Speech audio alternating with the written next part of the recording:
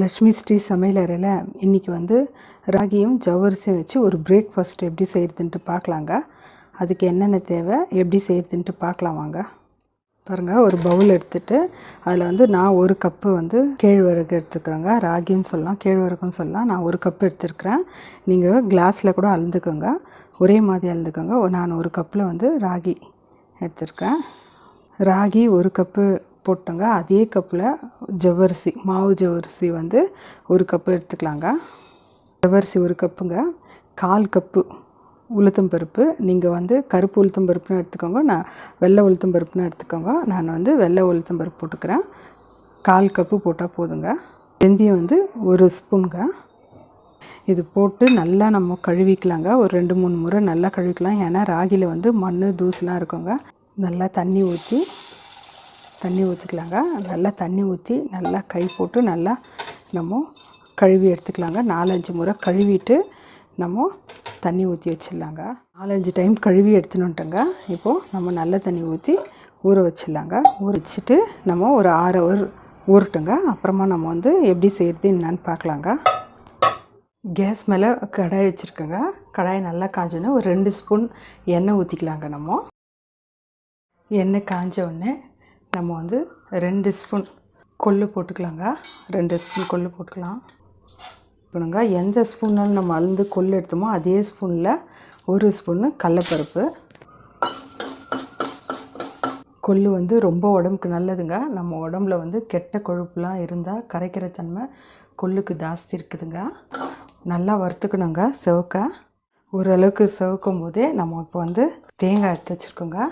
தேங்காய் இந்த இதுக்கு இவ்வளோ போதுங்க. தேங்காய் போட்டுக்கலாம். நம்ம பூண்டு பாருங்கள், பூண்டு வந்து ஒரு 5 பல்லு பூண்டு. அதே போல் வெங்காயம், ஒரு சின்ன வெங்காயம் இருந்தாலும் போட்டுக்கோங்க, பெரிய வெங்காயம் நல்லா நம்ம வறுத்து எடுத்துக்கலாங்க. வந்து 2 காஞ்ச மிளகாய் போட்டுக்கிறோங்க. ஒரு கைப்பிடி வந்து கறிவேப்பிலை போட்டுக்கலாங்க. நீங்கள் காஞ்ச மிளகாய்க்கு பதில் நீங்கள் பச்சை மிளகாய் கூட போட்டுக்கலாங்க. கொஞ்சமாக வந்து இதுக்கு தகுந்த மாதிரி நம்ம உப்பு போட்டுக்கலாம். வேணுன்னா கூட உப்பு நம்ம அப்புறமா வந்து கூட போட்டுக்கலாங்க. கொஞ்சமாக போட்டுக்கோங்க. உப்பு போட்டு கொஞ்சம் நம்ம வதக்கினோடனே பாருங்கள், இதுக்கு தகுந்த மாதிரி கொஞ்சமாக புளி போட்டுக்கோங்க. நல்லா நம்ம வதக்கிட்டோம். இப்போ நம்ம ஆஃப் பண்ணிடலாங்க. கேஸ் ஆஃப் பண்ணிவிட்டு ஆறட்டுங்க. அப்புறமா நம்ம எப்படி செய்கிறதுன்ட்டு பார்க்கலாம். இப்போ ஆறிடுச்சுங்க. இப்போ நம்ம வந்து மிக்ஸி ஜாரில் எடுத்து போட்டுக்கலாம். மிக்ஸி ஜாரில் எல்லாம் நம்ம போட்டுங்க, எல்லா பொருளும்.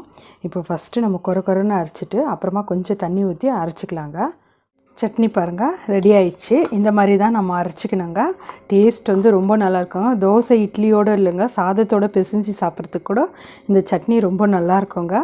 ரொம்ப தண்ணியாக இருக்கணும்னு அவசியம் இல்லைங்க. இது மாதிரி கெட்டியாக இருந்தோம்னா நம்ம தொட்டு சாப்பிட்றதுக்கு நல்லாயிருக்குங்க. ரொம்ப ஹெல்த்தியான சட்னிங்க.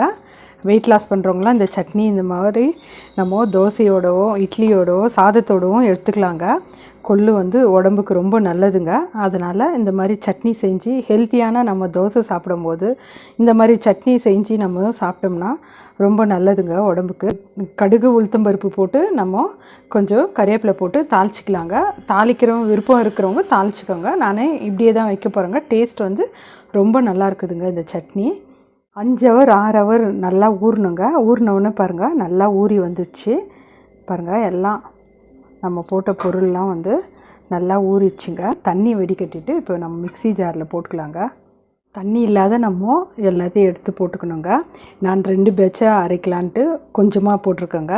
இது கூட நம்ம எதுவும் சேர்க்க தேவைங்க. காரத்துக்கு 2 காஞ்ச மிளகா போட்டு ஃபஸ்ட்டு வந்து கொரன்னு அரைச்சிக்கலாங்க. காஞ்ச மிளகா போடாத கூட நீங்கள் அரைச்சிக்கலாங்க. அதே போல் நீங்கள் காஞ்ச மிளகா, சீரகம், அப்புறமா வந்து கொஞ்சோண்டு இஞ்சி கூட போட்டுக்கலாங்க. நான் வரும் காரத்துக்கு வேண்டி 2 காஞ்ச மிளகா போட்டிருக்கோங்க. நீங்கள் பச்சை மிளகா வேணுன்னா கூட போட்டுக்கோங்க.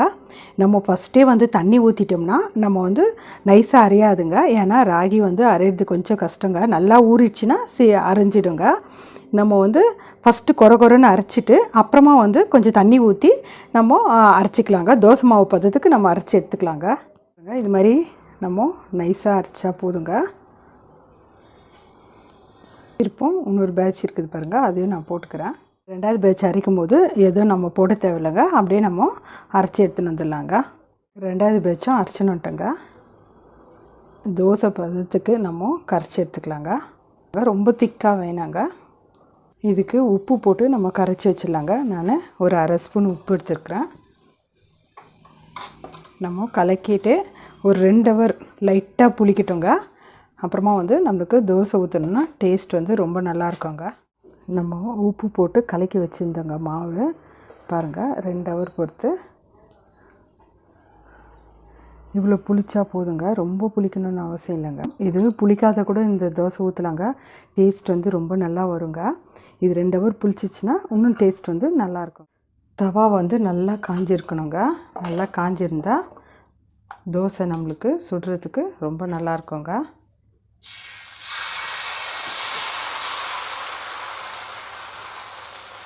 எவ்வளோ மெலிசாக வேணுனாலும் தேய்க்கலாங்க.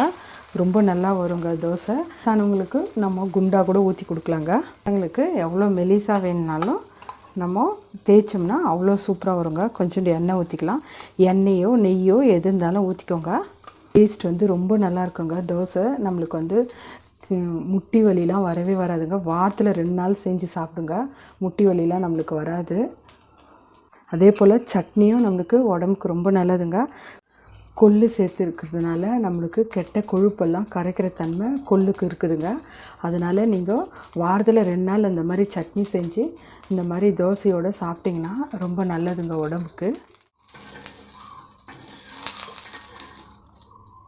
2 பக்கம் நல்லா வேக வச்சு நம்ம எடுத்துக்கலாங்க. இப்போ எடுத்துடலாங்க. 2 பக்கம் நல்லா வெந்துடுச்சு. ரெடி ஆகிடுச்சு பாருங்கள் தோசை. நம்ம எப்போவுமே அரிசியை வச்சு அந்த மாதிரி தாங்க தோசை செய்வோம். இப்போ ராகியை வச்சு நம்ம எப்படி ஹெல்த்தியான ஒரு தோசை பிரேக்ஃபாஸ்ட் எப்படி செய்கிறதுன்னு பார்த்தோங்க. நீங்கள் வாரத்தில் 2 முறை செஞ்சு சாப்பிடுங்க. முட்டி வலி அதெல்லாம் இருக்காதுங்க. நம்ம ராகியில் வந்து கால்சியம்லாம் ஜாஸ்தி இருக்கிறதுனால அந்த முட்டி வலி அதெல்லாம் பிரச்சனை இருக்காதுங்க நம்மளுக்கு. வாரத்தில் 2 நாள் சாப்பிடுங்க. அதே போல் இந்த சட்னியும் வந்து இந்த மாதிரி நம்ம ராகி தோசை, கம்பு தோசை அந்த மாதிரி தோசைக்கு நம்ம வந்து இந்த மாதிரி சட்னி செஞ்சு சாப்பிட்டோம்னா ரொம்ப நல்லதுங்க உடம்புக்கு. நீங்கள் வந்து ஒரே மாதிரி செய்யாத அரிசியை வச்சு இந்த மாதிரி டிஃப்ரெண்ட்டாக செஞ்சு கொடுங்க. வீட்டில் எல்லோரும் விரும்பி சாப்பிடுவாங்க. நீங்கள் செஞ்சு பார்த்துட்டு உங்கள் ஃபீட்பேக் எனக்கு சொல்லுங்கள். லைக் பண்ணுங்கள், ஷேர் பண்ணுங்கள், சப்ஸ்கிரைப் பண்ணுங்கள்.